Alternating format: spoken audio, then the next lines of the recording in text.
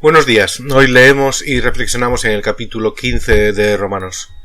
Este capítulo tiene dos partes bien definidas. En la primera parte, los primeros 13 versículos, el apóstol Pablo continúa el argumento del capítulo anterior sobre el problema de los hermanos débiles, con una llamada a la unidad de la Iglesia en el servicio a los demás, siguiendo el ejemplo de Cristo. A partir del versículo 14 empieza la sección final de la epístola en la que Pablo escribe acerca de sus planes personales, su esperanza de visitar por fin Roma y de sus peticiones de oración. Romanos capítulo 15. Los que somos fuertes debemos tener consideración de los que son sensibles a este tipo de cosas. No debemos agradarnos solamente a nosotros mismos. Deberíamos ayudar a otros a hacer lo que es correcto y edificarlos en el Señor. Pues ni siquiera Cristo vivió para agradarse a sí mismo. Como dicen las Escrituras, los insultos de aquellos que te insultan, oh Dios, han caído sobre mí. Tales cosas se escribieron hace tiempo en las Escrituras para que nos sirvan de enseñanza, y las Escrituras nos dan esperanza y ánimo mientras esperamos con paciencia hasta que se cumplan las promesas de Dios. Que Dios, quien da esa paciencia y ese ánimo, os ayude a vivir en plena armonía unos con otros, como corresponde a los seguidores de Cristo Jesús. Entonces todos podréis uniros en una sola voz para dar alabanza y gloria a Dios, el Padre de nuestro Señor Jesucristo. Por lo tanto, aceptaos unos a otros tal como Cristo os aceptó para que Dios reciba la gloria. Recordad que Cristo vino a servir a los judíos para demostrar que Dios es fiel a las promesas que les hizo a los antepasados de ellos. También vino para que los gentiles le dieran la gloria a Dios por la misericordia que él tuvo con ellos. A eso se refería el salmista cuando escribió: «Por eso te alabaré entre los gentiles, cantaré alabanzas a tu nombre». Y en otro lugar está escrito: «Alegraos con el pueblo de Dios vosotros los gentiles».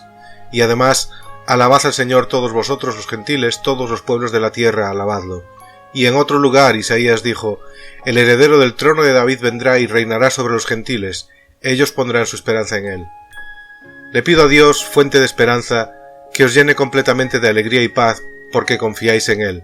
Entonces rebosaréis de una esperanza segura mediante el poder del Espíritu Santo. Mis amados hermanos, estoy plenamente convencido de que vosotros estáis llenos de bondad, conocéis estas cosas tan bien que podéis enseñároslas unos a otros. Aún así me atreví a escribiros sobre algunos de estos temas porque sé que lo único que necesitáis es recordarlos.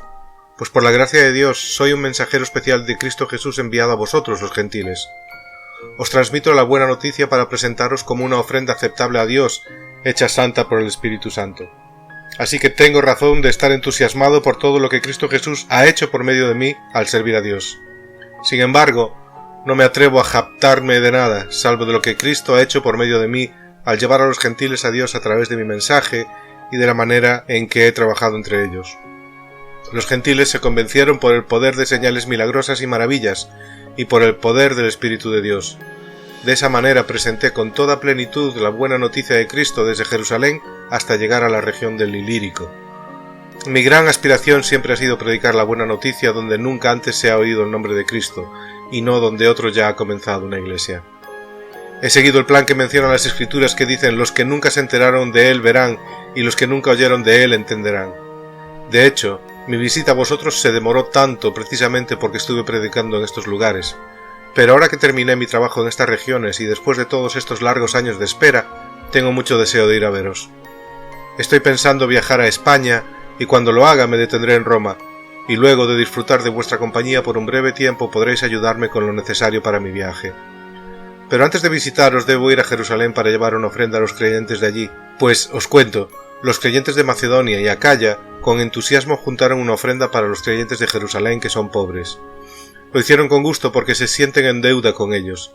Dado que los gentiles recibieron las bendiciones espirituales de la buena noticia por parte de los creyentes de Jerusalén, sienten que lo menos que pueden hacer por ellos a cambio es ayudarlos económicamente. En cuanto yo entregue ese dinero y termine esa buena acción de los gentiles, iré a visitaros de camino a España.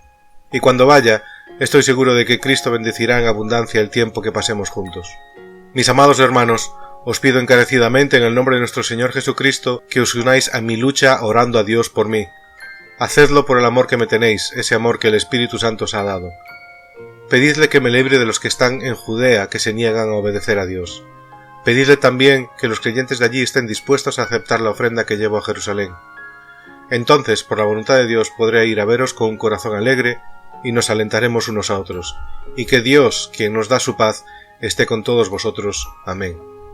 Pablo empieza este capítulo con el tema del capítulo anterior y nos resume cómo deben vivir los que son fuertes en su fe en Cristo en relación con los que son más débiles. En el capítulo anterior, el apóstol Pablo define a los fuertes en la fe como aquellos creyentes que hacen uso de su libertad para participar en cosas que antes estaban prohibidas por la ley de Moisés o por la tradición judía. Ahora Pablo insiste en que los que tienen una fe fuerte deben seguir el ejemplo de Cristo para complacer a los demás por encima de sí mismos. Después de todo, nuestro ejemplo es Cristo, que no vino a la tierra para complacerse a sí mismo ni para exigir sus derechos. De hecho, hizo justo lo contrario.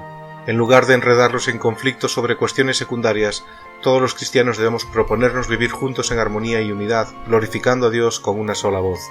Del modo que Cristo nos trató a nosotros debemos tratar a los demás. Filipenses capítulo 2 dice: no seáis egoístas, no tratéis de impresionar a nadie, sed humildes, es decir, considerando a los demás como mejores que vosotros mismos. No os ocupéis solo de vuestros propios intereses, sino también procurad interesaros por los demás. Tened la misma actitud que tuvo Cristo Jesús. Y en la segunda parte de este capítulo, a partir del verso 14, Pablo empieza una sección en la que habla a los creyentes en Roma acerca de sus planes para el futuro. Y podemos aprender 4 características de la vida de Pablo que debemos imitar. Primero es la planificación. Algunos creen en la Iglesia que no es espiritual planificar porque me apetece, pero es el Espíritu Santo quien capacita a los líderes para ser buenos administradores. Dios tiene un plan y nosotros debemos planificar en nuestras vidas y en nuestras iglesias para no ir dando tumbos y alinear nuestros planes con el plan de Dios. Y el plan de Dios, igual que el plan de Pablo, es alcanzar personas que aún no han sido alcanzadas por el Evangelio. También nos habla de la provisión. Pablo nos habla que una de las tareas que tiene que hacer antes de ir a Roma es llevar la ofrenda de los cristianos de Macedonia y Acaya para los cristianos en Jerusalén que lo estaban pasando mal. Pablo también les pide que cuando vaya a Roma le ayuden económicamente para poder llegar hasta España. Si eres bendecido espiritualmente y económicamente, piensa cómo puedes bendecir a otros a través de tu ofrenda. Otras personas y otros ministerios y otras iglesias pueden llevar a cabo la misión de Dios y hacer que más personas sean alcanzadas con el Evangelio gracias a tu ofrenda. También podemos aprender acerca del compañerismo. Pablo fue el apóstol más prolífico en el Nuevo Testamento. Por lo que sabemos, fue el apóstol que más iglesias fundó, que más viajes hizo para expandir el Evangelio. Pero Pablo no hizo todo esto solo. A lo largo de sus cartas, Pablo siempre menciona a muchas personas que le ayudaron en su ministerio. Sin ellos, su trabajo sería imposible. Algunos viajaron con él, otros dieron de su dinero, otros estaban orando por sus viajes. En esta carta les dice que cuando llegue a Roma les pedirá ayuda para su viaje a España. Todos necesitamos compañeros de viaje al igual que Pablo, para que nuestro viaje tenga éxito. Las personas que te rodean son importantes a la hora de conseguir que tu ministerio, que tu vida, que es nuestro ministerio, tenga éxito. Así que deberíamos reflexionar acerca de quién nos rodeamos, quiénes son mis compañeros de viaje y si tienen los mismos objetivos que yo. Pablo recalca lo importante que es la oración y la intercesión unos por otros. Después de compartir sus planes, Pablo pide a los creyentes en Roma que estén orando por ellos. Sin la oración, nuestros planes fracasan. Quizás no puedes ir a las misiones, quizás no puedes dar de tu dinero, pero siempre puedes orar y debemos orar los unos por los otros. Esto es un mandato de Dios, que nos pide que seamos constantes en la oración. Efesios 6:18 dice: orad en el Espíritu en todo momento y en toda ocasión, manteneos alerta y sed persistentes en vuestras oraciones por todos los creyentes en todas partes. Así que sigamos el ejemplo de Pablo para tener una vida que resulte en mucho fruto para la gloria de Dios. Señor, ayúdanos a hacer nuestros planes en base a tus planes. Ayúdanos a ser buenos administradores de lo que tú nos das y a ser sensibles a las necesidades de tu obra y de las personas que nos rodean. Ayúdanos a ser cuidadosos al elegir a las personas con las que compartimos el viaje para que juntos podamos alcanzar la meta. Ayúdanos a perseverar en la oración y a interceder unos por otros en todo momento. Señor, pedimos que tu voluntad se cumpla en nuestras vidas y que tu nombre sea ensalzado en todo el mundo. Amén.